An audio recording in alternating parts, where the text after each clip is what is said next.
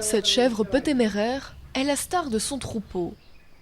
L'année dernière, Nouri est devenu le premier animal cloné dans ce centre de biotechnologie du Cachemire indien. Elle fait partie d'une race rare, originaire de l'Himalaya, prisée pour son duvet doux et chaud qui sert à fabriquer des pashminas. Grâce au clonage, les scientifiques veulent doper la production de cette fameuse laine, en augmentant non pas le nombre de chèvres, mais la quantité des poils récoltés sur chaque bête. Si vous augmentez le nombre de chèvres, vous manquez de fourrage. Comme ça a été le cas l'hiver dernier, il y a eu de nombreuses morts faute de fourrage suffisant. Alors pour améliorer la situation, il faut que le nombre de bêtes reste stable ou augmente légèrement. Mais si nous sommes capables d'augmenter le volume de laine tondue par animal, alors notre production globale de pashmina va augmenter. Les chèvres pashmina produisent un duvet serré de poils fins et souples pour se protéger du climat glacial de leur région reculée du nord-ouest de l'Inde.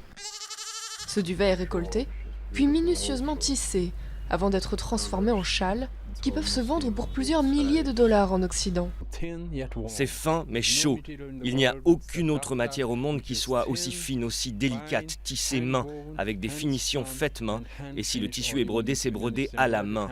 On ne trouve ce genre de produit nulle part ailleurs. Les tisserands fabriquent des châles sur ces métiers à tisser traditionnels, depuis des siècles. Mais le manque de matières premières et l'explosion des imitations bon marché, faites à la machine et importées à l'étranger, mettent en danger cet artisanat. Le gouvernement a mis sur pied un laboratoire pour vérifier l'authenticité des châles et délivrer un sceau garant de la provenance et de la qualité du produit. C'est un outil intéressant pour que la valeur de cet artisanat traditionnel soit restituée à la région et bénéficie à ceux qui le font perdurer et aux propriétaires, aux véritables propriétaires de cet artisanat.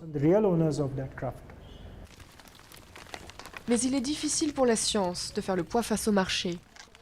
Si le clonage des chèvres continue afin d'assurer un meilleur approvisionnement en laine, les experts reconnaissent que la plupart des acheteurs ne font pas la différence entre un vrai et un faux châle pashmina.